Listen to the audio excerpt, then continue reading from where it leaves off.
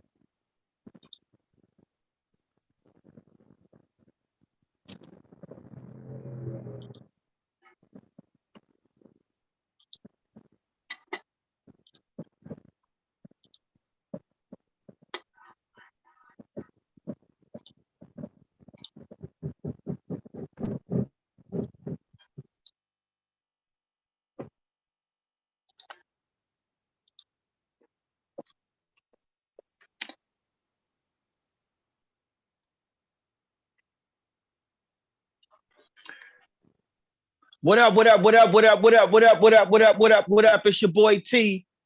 Hey, it's your man B. You on the ride up? Sure. Back again. Another season. Season 4. Let's episode 1. Who we giving this one Episode to? 1. Who we giving this one to? Obviously. Where we going? 3. Oh, that's 3. I'm watching. Oh, he was. Yeah, he was there. I'm watching. Number 1. Warren Moon. Black quarterback. We're in the dawn of the black quarterbacks. I think it's only right. Potentially one of the greatest ever quarterbacks just of all time, period.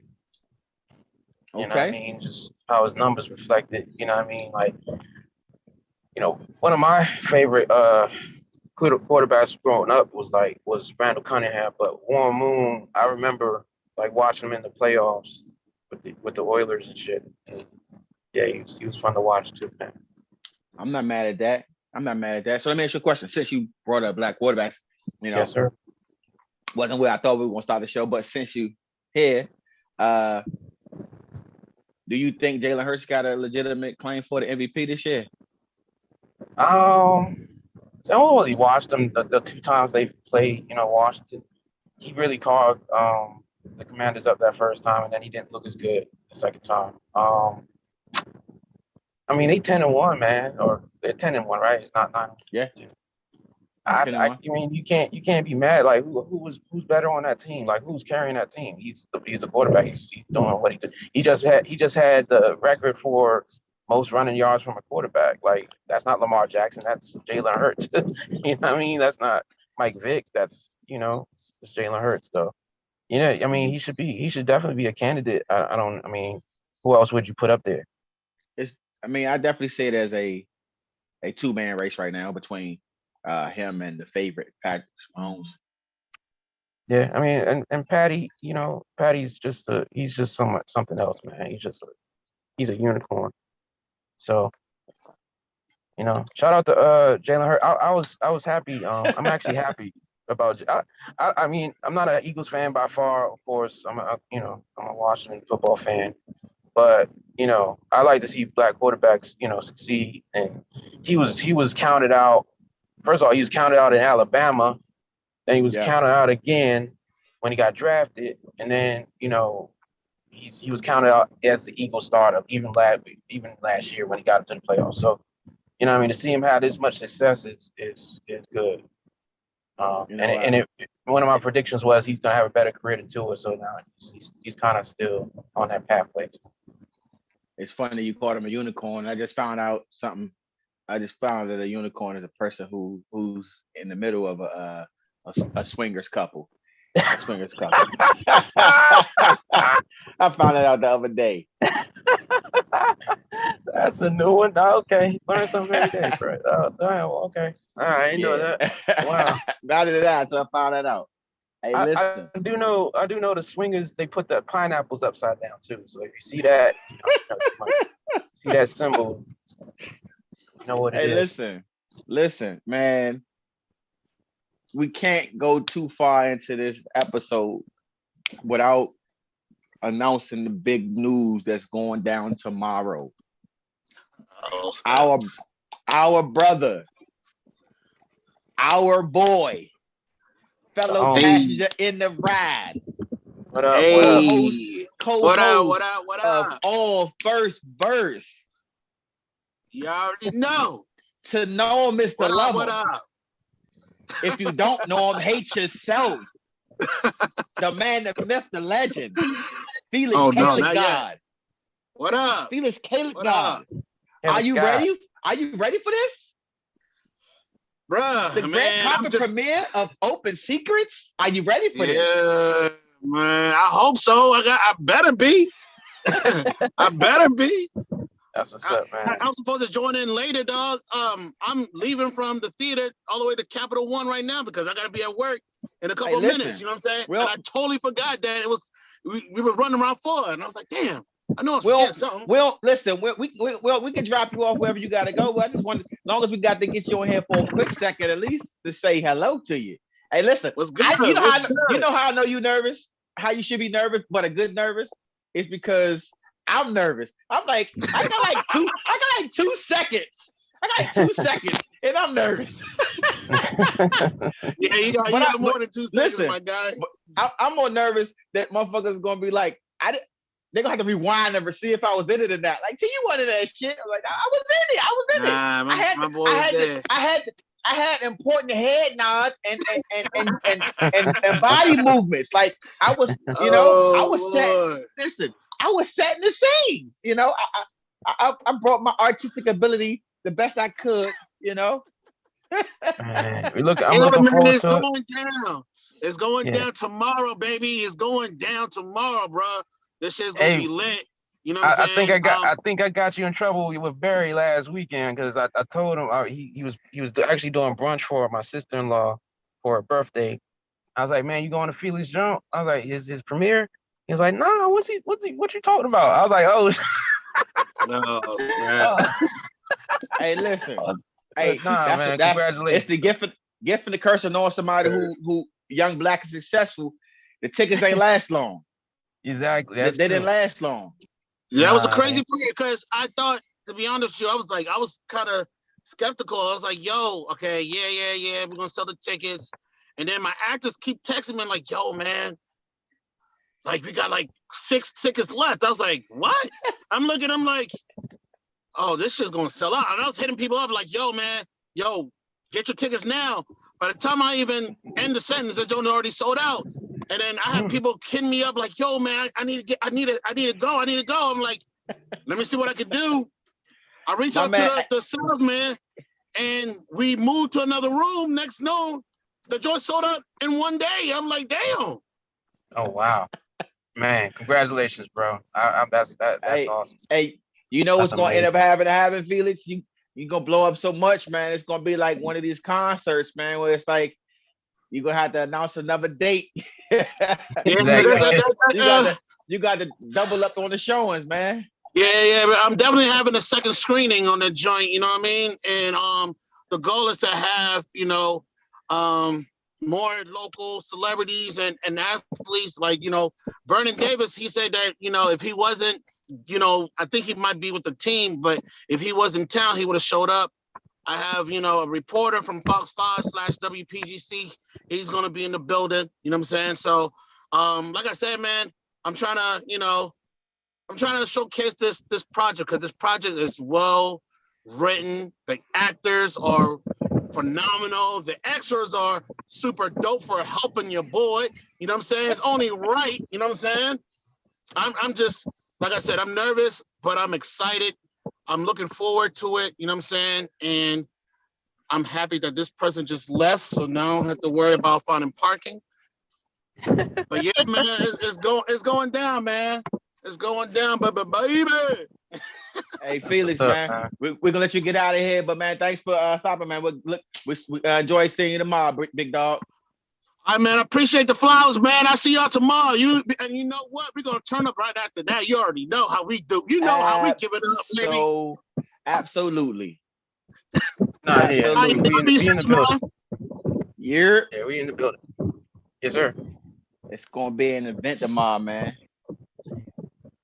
Listen, I'm super excited for the guy, man. I thought he was gonna come on the pod a little later on, but hey, he was right on time, so we got to get that out the way. Open Secrets red carpet premiere tomorrow. I can't wait to see my man celebrated on the highest level. I'm saying right now, and it's I went to his first premiere when he did his first movie, Let's Go, and it was a great event. He had a great turnout. Man, he's like, I can say like this movie, it's a different type of movie, but it still has that passion, like that man woman passion. So like it's very relatable, but it's just a different setting. But it's like to see his progress is ridiculous, man. To see the progress and his cinematography, the way he's cutting it, the way he's like just the angles in which he's shooting it. Man, it's I can't wait for everybody to see the magic that Felix is putting together. And he did a great casting job too, man. That cast is phenomenal too. And I'll tell you this. He had to recast the leading lady role and basically reshoot everything that had her in it. And it was even better. Like he even killed it in there. We got our brother with us, Ron. What's up, big dog? How you doing today, man? What's going on, family? How's everybody doing, Hey, man. Season 4, episode 1. We got our friends with us, man. We ain't on the ride by ourselves, man. What's up with you, man? Oh man, just just trying to get this day completed, man. Had some errands to take care of. So yeah, I just saw the tag and I had to hop on the live.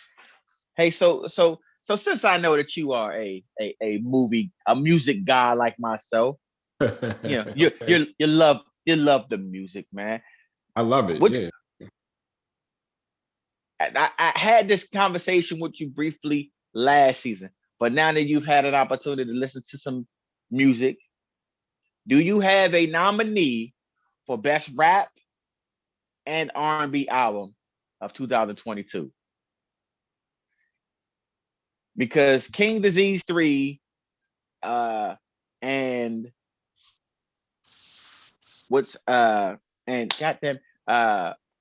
Freddie Gibbs' album are the top 2 debated rap albums of the year that I've heard.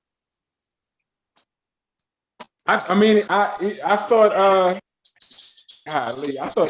thought King Disease 3 is. I mean him and Hit Boy. Hit Boy. Yeah. Yeah. It's a problem, man. It's a problem. I mean, I don't want to be like a prisoner of the moment, but I mean, how do you not give it to him, man? He's killing it. I don't understand it. Yeah, I don't understand. Listen, as a whole fan and a long time believer in the Nas would be a lot better if he did a better job at picking beats. Beat selection has hit a stride that I don't think even his most devoted fans saw coming. I I agree with you. My bad. KD3 is definitely a candidate for rap album of the year. I agree with you, Ron, and also I agree with you, T. These are the best beats he's rapped over. I compare what's happening right now with Nas linking up with Hit Boy, equivalent to Common linking up with Kanye. Very, very, very accurate. Very You know, accurate. I think and what I would elevate Nas and Hit Boy over Common and Kanye is that Nas is doing without the notoriety of having any hit singles. That You know, part. he doesn't have a on the corner hitting every platform and every music outlet. It's not on 106 and Park every day. He don't have one of those records. I will say this though, T. His music is being played in malls. Out here. No. It's being Like, played. it's Being it's played, crazy. but it's not getting the traditional airways that Common, because for a long time Common had the backpack conscious rapper persona. Yeah. And even No, he had hit records, not necessarily as big as Nas, because Nas I Rule the World is probably one of the biggest rap records of at least that decade, easily. I say that because I've never heard Nas I've never heard Nas songs being played in malls. Have you? You've heard some of them. I have, dog. I'm really trying to remember. Like Diddy had enough muscle to make sure "Hate Me Now" was played in a lot of places. That's a fact. Diddy made that record spin. I'm hearing King's Disease like at Abercrombie and Fitch. Like this is wild to me. The one thing that I like about what he's doing, as far as it's calling them King Disease 1, 2, and 3, is when it's all said and done, he gets presented as one true body of work, right? Mm-hmm. And because especially since it's coming back to back to back, versus giving a different name and giving a different name, it gets lost in the minutia. So if I'm like, yo, King Disease 3, or this song is off King Disease, and you going looking for the song, and you fucking around and you listening to all three of them trying to find that one song. All three of them, yeah. Versus, and it allows the audience who's not familiar with your catalog to listen to all three of those joints. So it's like, I'm looking for this one song, but man, I found this song, or I found that song, and all of these joints fire, versus knowing exactly what album it's on, just going to that album and going to that one song. Right. You know what I'm saying? And again, I compared to Common, because there was a song that I'd heard from Common, and when I was listening to some music, and nobody knew the song, and I was like, it's on a Common album, and they were naming all of Common albums before the Like Water for Chocolate albums, and I'm like, I know the Like Water for Chocolate album, and it's on his Electric Circus album, the one album where people don't listen to. They underestimated that album. I dislike it. That album is so amazing. That album is probably one of the most. We've had this conversation a couple of times. That album is one of the most beautifully blended neo soul rap albums there could ever be. And I think because that's like the only rap album in that niche, people didn't know how to feel about it. I think it was ahead. It definitely ahead of its time. The only single he got off of that album was the record with I believe with Murray. Or Mary J. Where Murray was on it. And so people were looking for, no, it wasn't, I think it was that one, and it was he had a song with Erykah Badu. I'm not sure which one was on the album, but either way, people were expecting that. Erykah Badu is on the album. She is on the album. She's on the album a couple times. Erykah's on that album a couple times. The drum with Pharrell was sick. I'm going to tell people like this. Please, if you want to hear great music, not just hippity hoppity rap, and go listen to Electric Circus. Yeah. There's a song on there that I went back to listen to because we've had this conversation. This is maybe a decade ago, maybe over a decade ago, that I didn't like Electric Circus, and you kind of like begged me to like go back and listen to it. And I did because I was the same way. And I was like, man, he has a song on there. We're talking about Common, that's dope. But he has a song on there that's like the first verse is about it's with CeeLo Green on the hook. I can't remember the name of the title of the song, but he's just talking about a bunch of deep stuff. He's talking about like his homie came out to him. Like he's talking about some real like man, like human life stuff on that album. And he put it in a different package. People didn't really understand how to take it. But you were right though. You were right back then to tell me to go back and listen to it. You're absolutely right. The influence from the Soulquarians, which is basically CeeLo Green, Erykah Badu, Common, and D'Angelo, makes that like that was the conversation that me and you had, T, about that. And I didn't realize that was who I think it's the last track, right? Yeah, Heaven Somewhere. Last track on that album, I didn't realize that's what that whole experiment was. A lot of people, the Soulquarians isn't talked about a lot. Like nobody really talks about the Soul. I mean, look at the names on that collective: D'Angelo, Erykah Badu, CeeLo Green, and Common. But think about the work that came from that whole era or that whole timeline. That was crazy.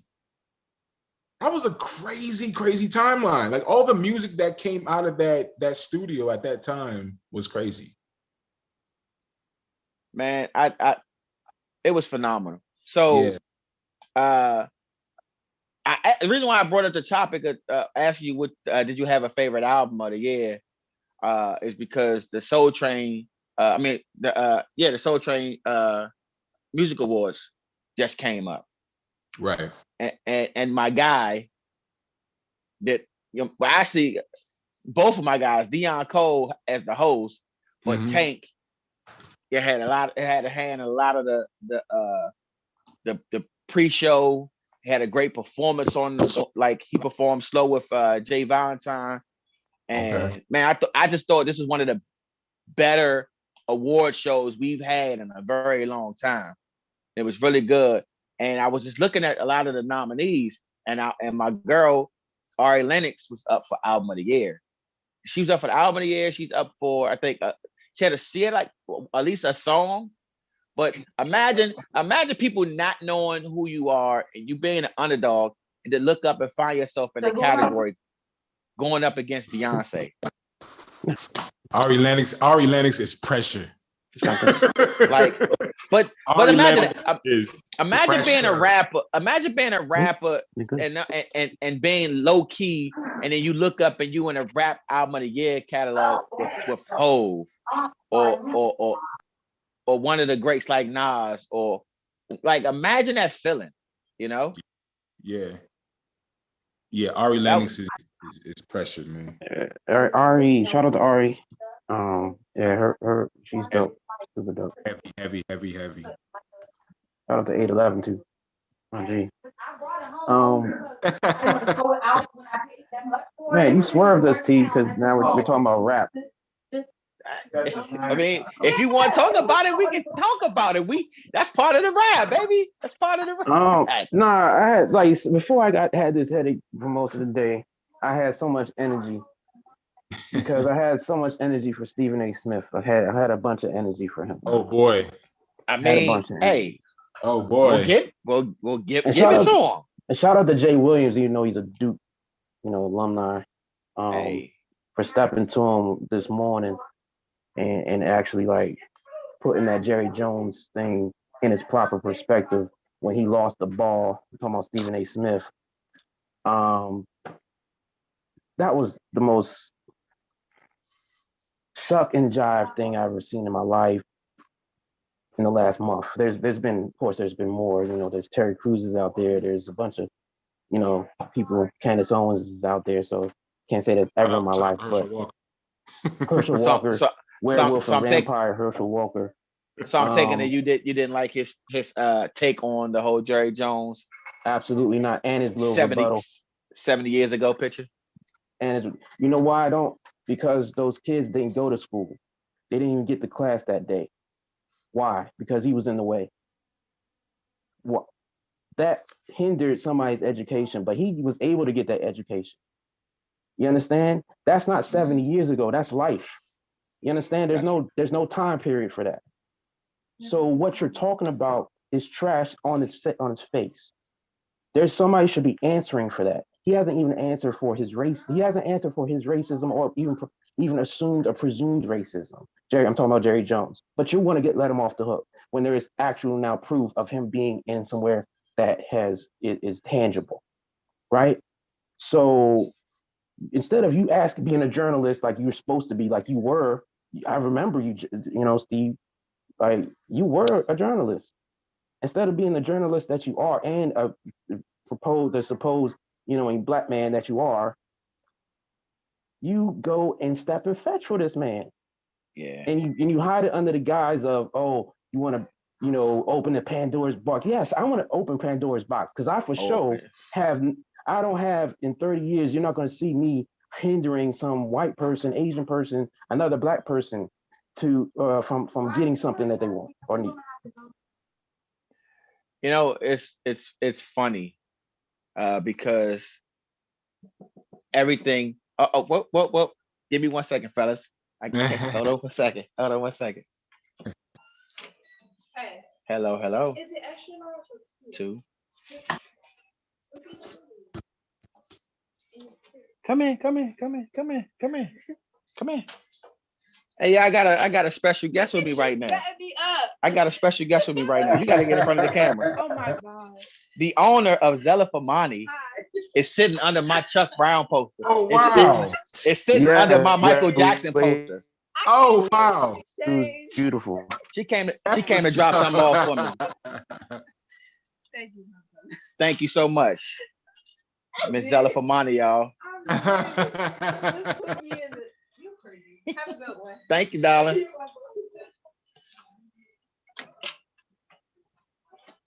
That was a wonderful mail call. So I saw a video, and I'm tired. You know I go left and right to bring it back. Right.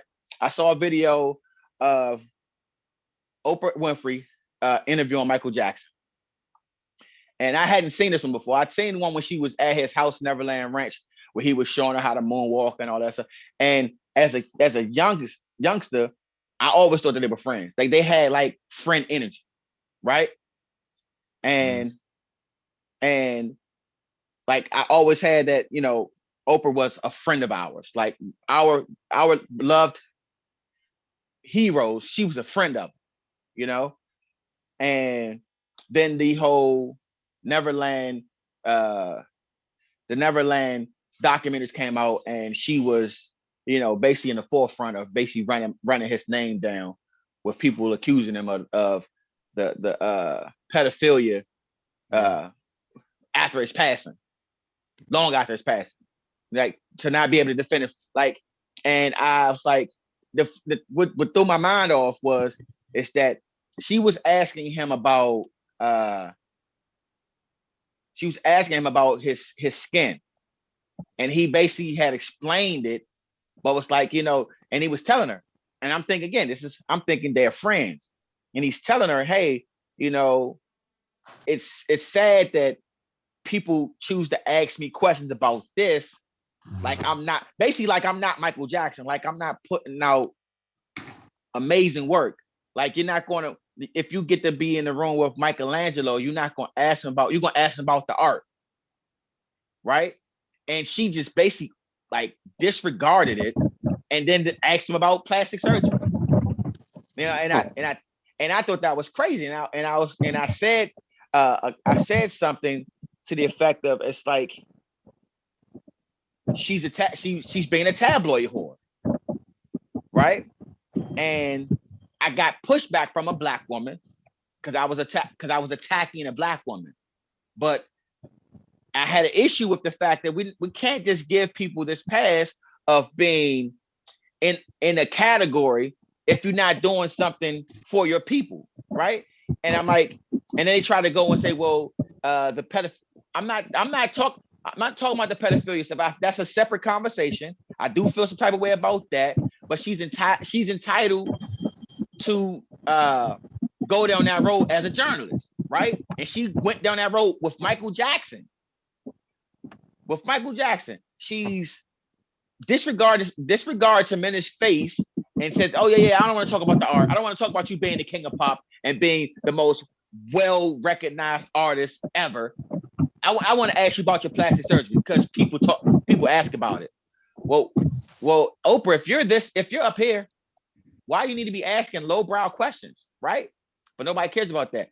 I say that to say it's interesting that you have a Black journalist, like you just pointed out, in Stephen A. Smith,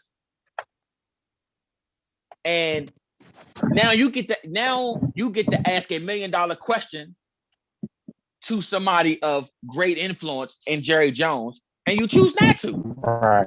And in addition to you not doing it, you give them an out. Like, listen, everything isn't black and white to me, and I'm not completely F Stephen A. Smith. I understand to a degree, but fuck that. At some point, we got to take our shots. Like, and this is one of those opportunities, and like they didn't, because look how they treated Kyrie. They mad because he didn't do the vaccine shit and he sat out. So when this happened, it was like all guns loaded, right? This is our shot to stick it to him. Yep. Right. Bro, you can't on one hand recognize your influence in the industry and with the people and then let shots go. Nah. You cause you're gonna turn an analogy and take and shit on Ben Simmons if he wide open and pass the ball, right? You Ben Simmons right now. Right. You are Ben Simmons sitting on the fucking bench while your team gets swept in the playoffs right now. If that's a good sports analogy for Stephen A. Smith, in my opinion. But Brian probably sees it a little lot worse than I do. No, I'm not gonna. I'm in this mode where I'm not gonna disrespect anybody completely like that. But no, that's what he did to me. Like, you jive, like tiptoed, you tap danced on it, and you just look bad because you fired on all cylinders on not 2 weeks ago, not even 2 weeks ago. You fired on all cylinders for him posting a picture and a link.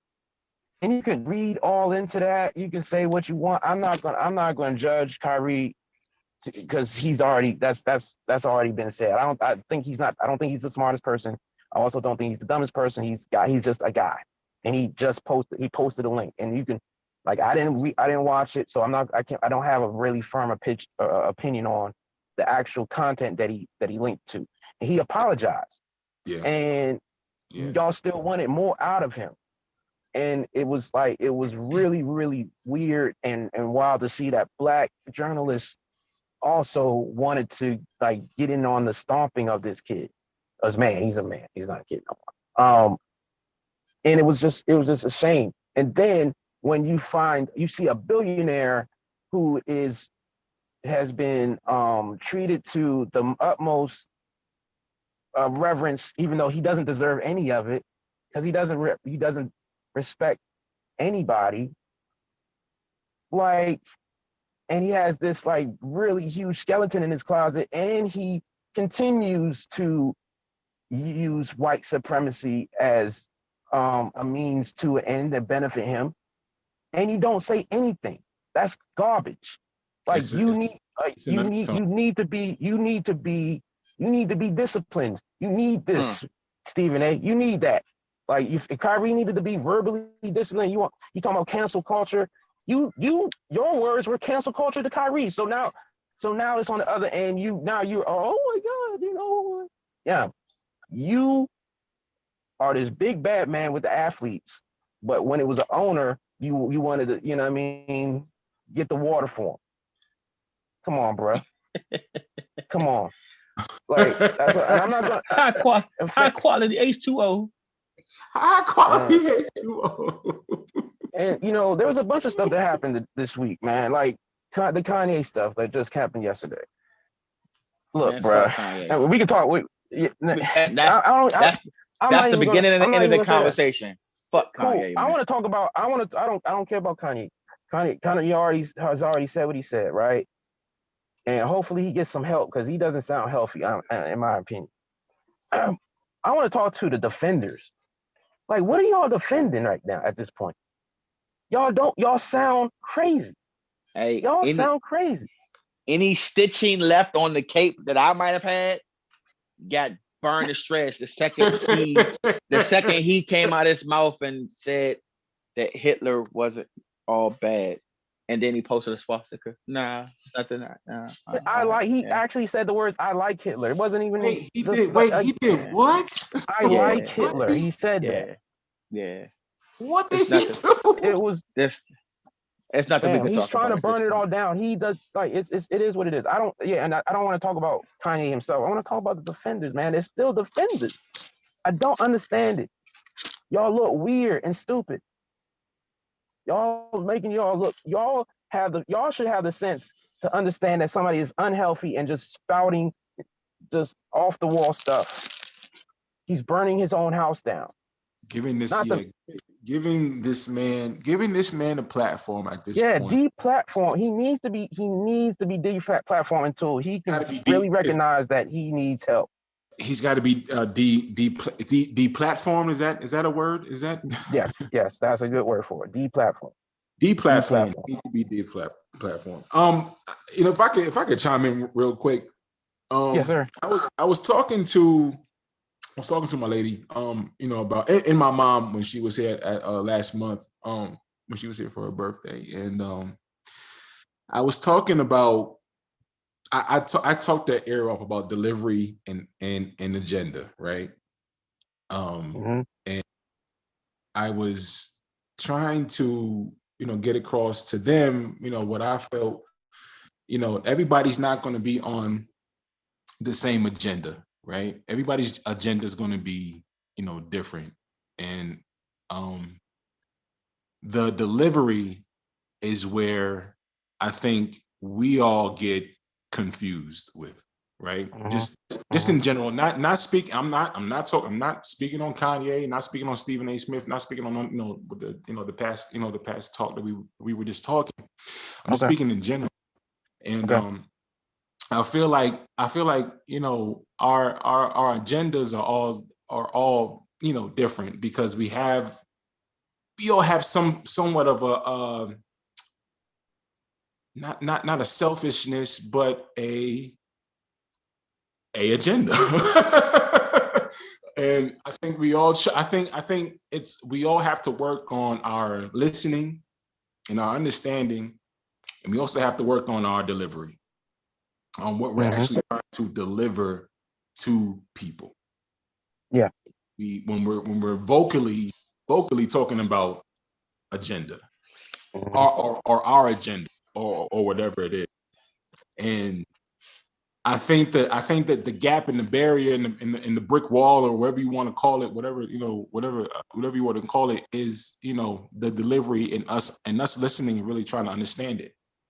Because as a Black man in this world right now, my delivery personally is not being received, not being understood.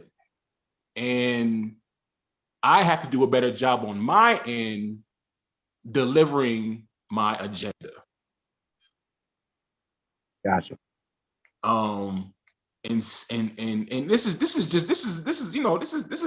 everywhere. This is everywhere, in my life, in my relationship, with my friends, my family, if I'm at work, even if I'm on the podcast, wherever I'm at. Wherever I'm at, delivery, our delivery and our agenda, our delivery and our agenda have to be, one and the same, and it has to be, understood. It doesn't have to be agreed upon, but it has to be understood. And I think that's where we're really confused right now as Americans, or just people in general. We're really confused on a lot of things right now, and we definitely need delivery and we definitely need agenda and delivery. No bull.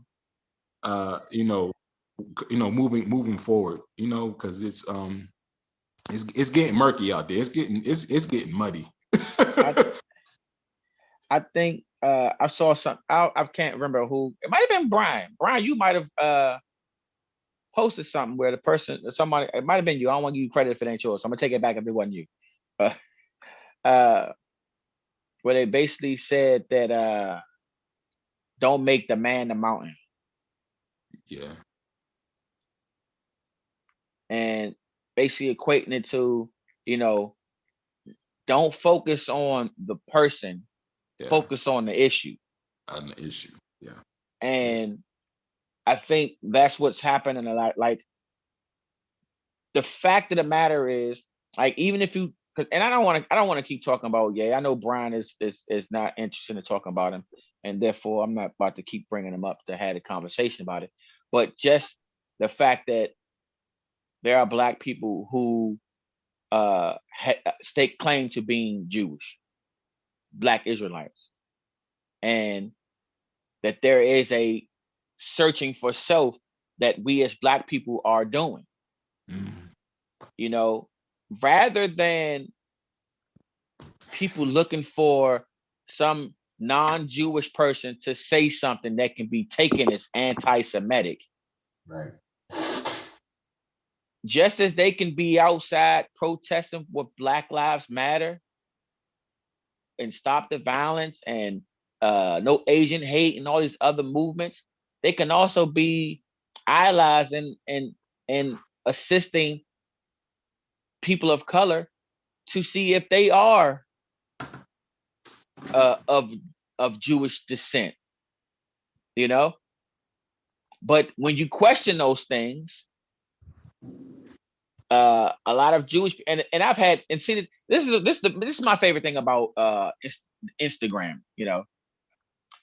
I have never had my page private, and I always assumed that the people, like most people who had their page private, were obviously, either like big celebrity, like people who are like higher ups and can't have like their subordinates on their pages, or girls hiding from stalkers, or maybe guys hiding from stalkers. But the other thing is, it's social media, and so I've never really understood the whole private page thing. So I get into these. I love getting into these conversations where there's no facts being stated, but yet everybody talks as if they are the encyclopedia, the atlas, the almanac, the dictionary and the Bible all rolled in one. Like, what road have you traveled to make you so renowned in all things that everything that you say out your mouth is gospel? When I speak, we speak from feeling, and because we feel it, we believe it to be true. But the thing about it, if you speak to somebody who is more knowledgeable than you in a certain topic, more than likely you are going to change the way you feel. So if I don't believe you to have, I don't know you from a can of paint because you have a private Instagram page, you're basically hiding behind that little circle in the top left-hand corner of your profile, spewing a bunch of shit as if, okay, just because you're Jewish does not make you the authority on all things Jewish. Because if I were a white man and said that I was Jewish, even if I had red hair or I had a bald head or I just didn't look like you, you wouldn't be so up in arms to question it and call me anti-Semitic just for questions, just because I said I couldn't be anti-Semitic because I was Jewish. Wow. Yeah. How about that? Huh? Everybody that's giving me pushback on these topics on social media have been white people who I have to believe that they're Jewish because they're white and they say they're Jewish. And the thing about it is, I'm not that my spirit isn't going to question whether or not you're Jewish or not. You know, it's not, because to be honest with you, it's irrelevant. It's irrelevant. And that's the thing about social media. Everybody feels like their feelings and their opinion is at the utmost critical. Like, I'm sorry, but in the grand scheme of things, you're nobody. And guess what? I can say that because I know that I am nobody in the grand scheme of things. You know, even people with these blue checks a lot of times are nobodies in the grand scheme of things, because how do you know that I'm not? How do you know that the next person isn't Jewish? And to say that I can't be anti-Semitic because I'm saying things that are Semitic, I'm just including myself, doesn't make somebody anti-Semitic. So again, it's not about stop making the man the mountain. Don't focus on Kyrie. Focus on the fact that you just have an issue with a black man staking claim to something that's supposed to look as white as you. And I'm not, and it's funny because you can't say anything to people to try to put it. One of the things these Nazis did was they said that the perfect race was a white person with blonde hair and blue eyes. And if you didn't have blonde hair and blue eyes, then you were imperfect. You weren't pure, right? Yeah. What if a Jewish person just happened to have blue eyes? What's stopping them from dyeing their hair blonde so they, to get by? And I'm not saying, and I'm reaching a little bit. I'm just giving a $2 example of, you don't like. It's easy to decide somebody is Jewish because they're white, or discount them for being Jewish because they're not white. Mm-hmm. But when it was not so easy, it didn't go in your favor. So I'm like, all I'm saying is, just like you want us to have compassion for people that suffered, have compassion for us who are still suffering, because we're suffering in a different way. You suffered from the Holocaust, and that was a terrible time in history, in world history. Slavery has had a longer lasting effect, because you have people who look like me, who are from where I'm from, and there's a cap on that because we don't know. So we're longing for, where do I come from? It's just as if you were adopted, and even if you do love your parents that raised you, you still wonder, damn, I wonder why I do this, or I wonder why I do that, and where does that come from? Is that genetics? Did I inherit this type of thing, or the way I do that? That's called human nature. Yeah. So for Kyrie Irving to I guess promote a anti-Semitic film, bad look. Again, we've said it before, bad look. Right. Agenda and delivery. Be more well-rounded and compassionate in your thinking. If you believe this man to not be anti-Semitic, then why still treat him as if he's anti-Semitic? As such, right? Yeah. Listen. This is season. This.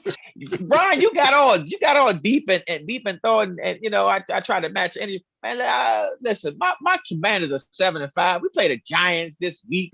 We're likely to be 8-5 this week. You know what I'm saying? And then we play the Giants again after the bye. Then we get a bye week. Then we gotta play you guys again after the bye. Yeah. We might be 9-5 by the time January roll round. I'm just saying, I got my new Zella Pamani shirt on. I'm just saying. I'm just saying. No, all good. Yeah, no. Listen, you guys are not. Listen, you guys are not Eagles. You guys are not Cowboys. I don't diss the Commanders. I don't you a personally. Giants fan? If y'all were Eagles fans, I'd be talking too much. Yeah, If y'all Eagles or Ron Cowboys, I'd be talking Ron too is a much. gigantic Giants fan. You're a Giant. I did not know you I'm were a Giant. Giants Yeah, fan. man. Wait a minute.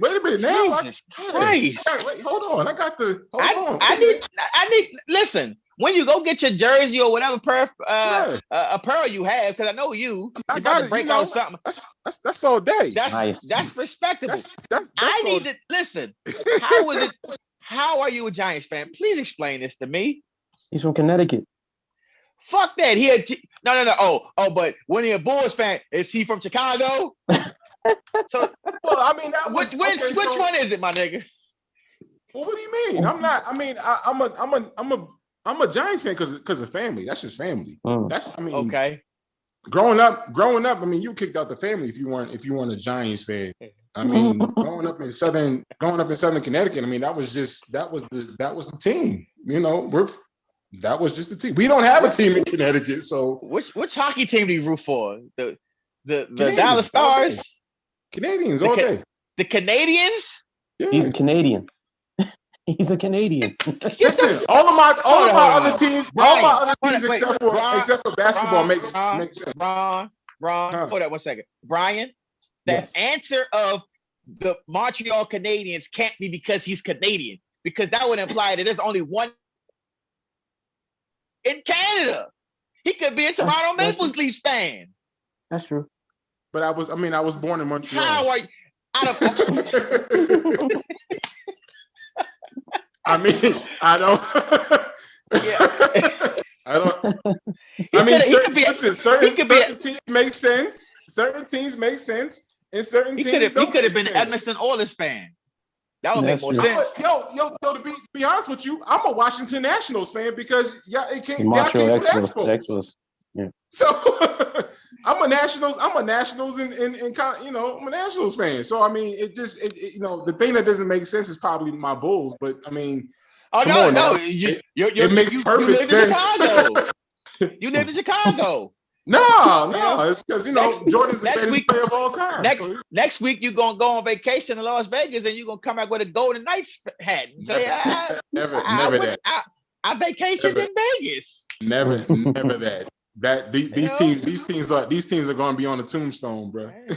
You're gonna have a Dolphin jersey on and say, I went to King of Diamonds. Like, you find any reason to root for these teams this from these different places, man. All my teams make sense. Wait, so which college team do you like? This is be interesting. UConn. Okay, my G, you like Kentucky. What are you talking about? I do. I do like Kentucky. Yeah, I do like Kentucky. But I also like Maryland though. I love Maryland and Kentucky. You're right. I don't like Georgetown. But that's just like Georgetown. That's understandable. I don't like the Orioles. Even I'm sorry, I'm not an Orioles fan. That's also understandable. That's understandable. I rooted for the Orioles because I had to. So who's your team for baseball? Nationals. Oh, growing up before the Nationals, it was the Braves. Seattle because of King Griffey, and then I would start rooting for the Braves. So the Braves, in adulthood, Braves was my team. So you were either tied to the player that made you a fan, or you're tied to your home. Well, so the reason I was obviously because it's I think it's also part of sneaker culture as well. And sneaker culture as well, absolutely 100%. We don't really have, just like you said, you're a Jordan fan, so you're a Bulls fan. Like I think a lot of young black men pay attention to those two teams because of Deion and King Griffey. Like that's why I like those teams. I used to like Atlanta. Like when I was younger, like before I was really watching football, just like early on, like I like Deion because he was Dion, right? Yeah. Like it's Dion. I didn't start disliking Dion until he went to Dallas. Like That I part. was old. Listen. That I part. like Dion so much. I didn't even like and being young, I didn't even realize that 49ers and Atlanta were rivals because to me, the only rivals I knew Wow. were the NFC East, minus the Cardinals, because they was trash. It was we don't like the Cowboys, we don't like the Giants, and we don't like the Eagles. No, take it back. We hate the Cowboys, we don't like the Giants, we don't like the Eagles. And I'll rock any Dion jersey except for when he was on the Cowboys. Absolutely. I have my. I'm not gonna pull a Ron and go grab my Dion jersey, but I got a Dion jersey in the cut right now. You know, I got one of those right now. As a Falcon? Absolutely. I have that's neon one. Dion. I have that. I need prime time. Yeah, I need prime time's jersey. You know, but I mean, and Brian pointed out, you're a Kentucky fan. Listen, I am okay with saying that I'm a Kentucky fan because I know I'm not a bandwagon fan.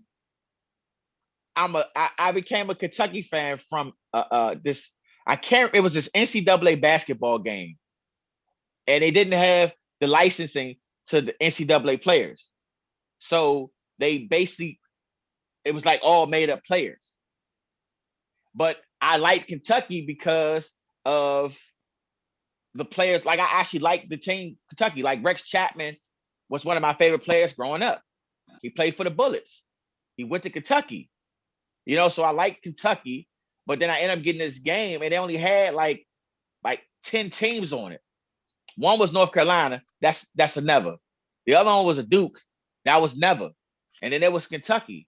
Kentucky, they had a player on there who's number 15. That was my favorite number because of Latrell Sprewell.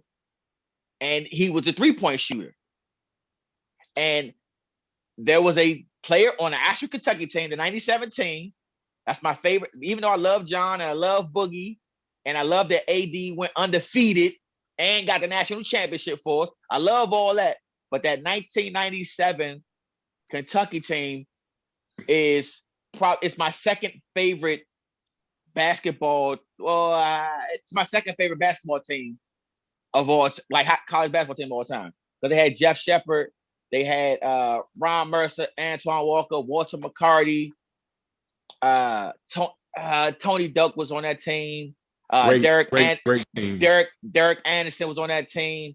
Scott Padgett, and so they had and this is like right around when I'm really into college basketball. So it's like that's my squad. That's number 2 to me. Obviously, number 1 is definitely the Juan Dixon, Steve Blake, Terps team.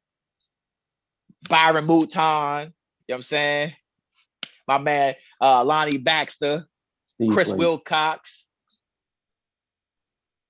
What's my guy? What was the kid that came off the bench? What's the kid that came off the bench at the combo guard that crumbled once everybody left? You're talking about? Yeah, it was Dixon. Dixon's backup. Yeah, he crumbled. We thought he was gonna be able to hold it down when they left. That boy crumbled. Nah, he was too skinny. He was too small. And then obviously my third favorite college basketball team of all time is Fab Five. Obviously, even though that should be every even though they broke my heart. Every black millennial's favorite team. Yeah. It can't be because some people love North Carolina, yo. That watching right. as a youngin watching that timeout game was so heartbreaking and embarrassing. It was so heartbreaking and embarrassing. I think everybody that was a Fab Five fan that wasn't a Michigan fan basically left Michigan when Chris Webber declared for the NBA. That was so embarrassing, bro. But that was all. But see that that definitely was. But that was also. We're talking about sneakers. I mean, that was fashion too, man. I mean, you had to rock the Michigan The Michigan shorts with the black socks and the Harachis. I mean, it was it's culture, man. It's all culture. I mean, if you never wore Tar Heel blue, something might be wrong with you. I mean, it's just it's culture, man. It's culture. It's all wrapped up. It's all wrapped up in one, man. It really is. It's all Tar Heel wrapped blue. Man. That's disrespectful. It's just sky blue, man.